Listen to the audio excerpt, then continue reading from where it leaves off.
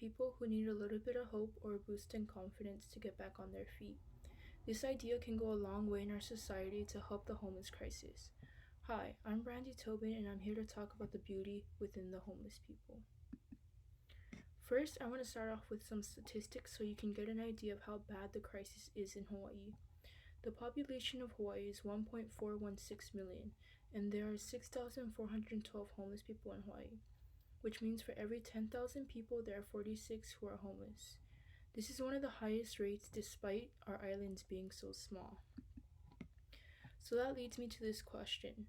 How can we as a society help homeless people psychologically to enable them to feel more confident and aid them in their situation? Well, we need to focus on an issue within the homeless community that doesn't get a lot of light, which is the idea of giving homeless people hope. Many times we give homeless people food and water, which is an amazing act, but I think we can do so much more to not only help their needs physically, but also mentally. I'm going to share with you two different stories that will show you why giving to homeless people is essential today.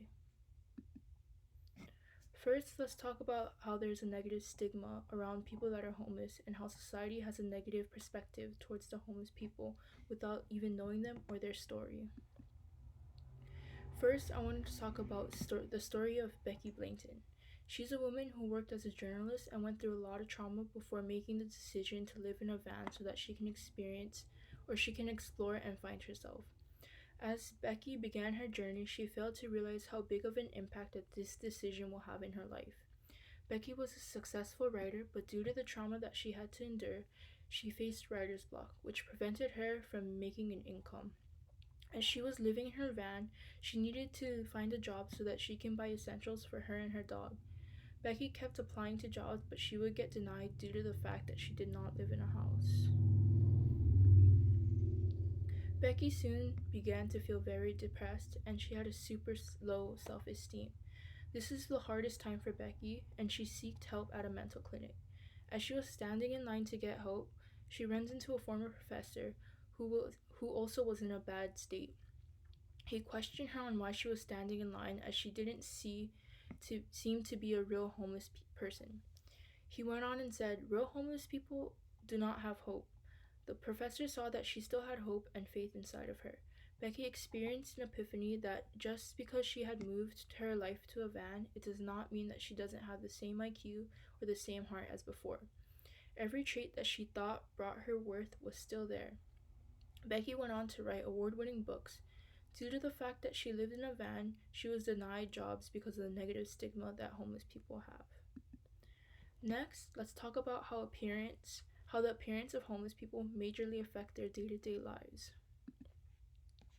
I wanted to talk about a specific story that shows a hardworking homeless woman who feels the need to wear makeup to her job. Her name is Erin Williams, and she was brave enough to share her story in a YouTube documentary. Erin is a hard worker, and she shares her struggles of trying to look up to par with her coworker. She says, "When they find out that you're homeless, they treat you a lot differently. I had a few jobs where I had to wear makeup to work every day because that is what everyone else was doing, and if I don't, then I will definitely stand out." This quote goes to show that a hard worker like Erin gets discriminated against due to the fact that she's homeless. As I was watching that documentary, that quote really stuck out to me because Erin should not be treated any different from the other workers, but yet she feels as if she needs to spend her paychecks on makeup so that she does not stand out.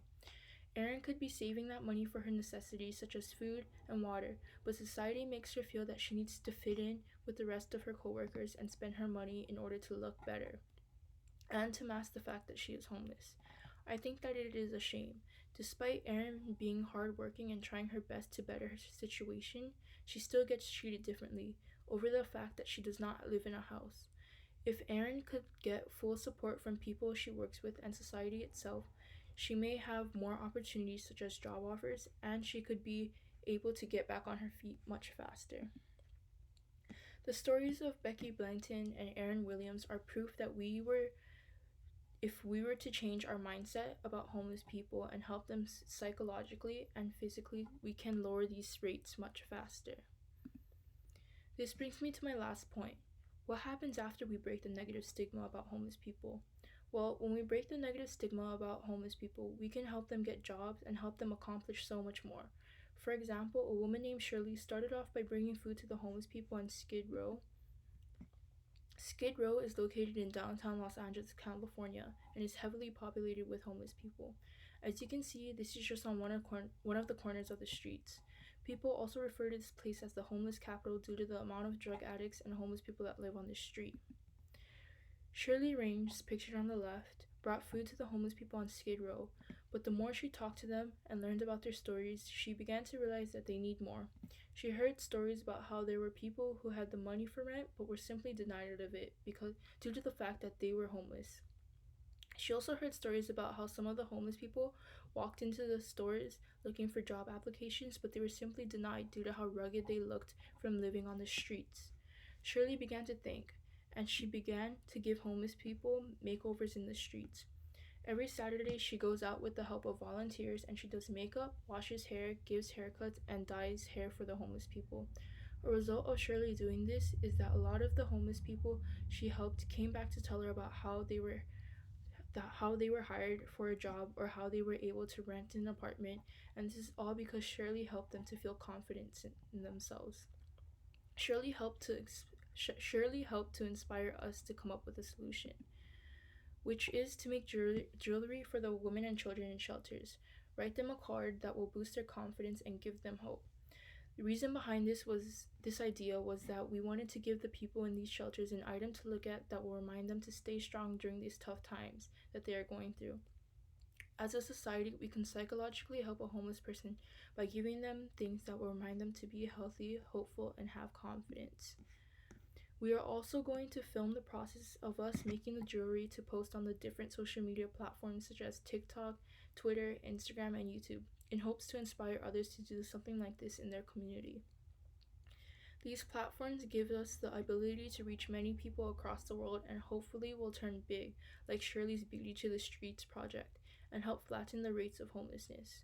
As we post on our social media platforms, we will also give people the option of buying our jewelry off of us, and the proceeds will be donated to different shelters around our island. The outcome that we hope for by making jewelry and using social media is to help change society's mindset.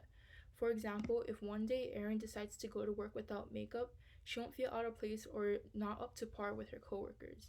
Instead, she would feel adequate to her coworkers because society has changed their perspective on homeless people.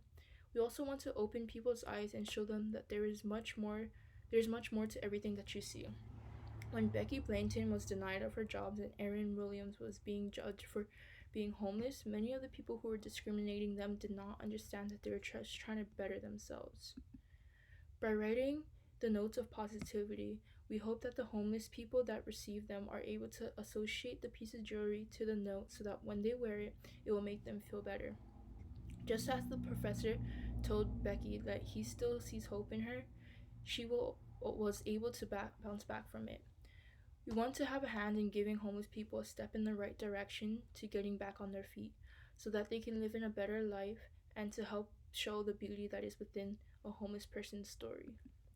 Thank you for listening to my project. You can find more at my Weebly page, which is at brandietobin.weebly.com.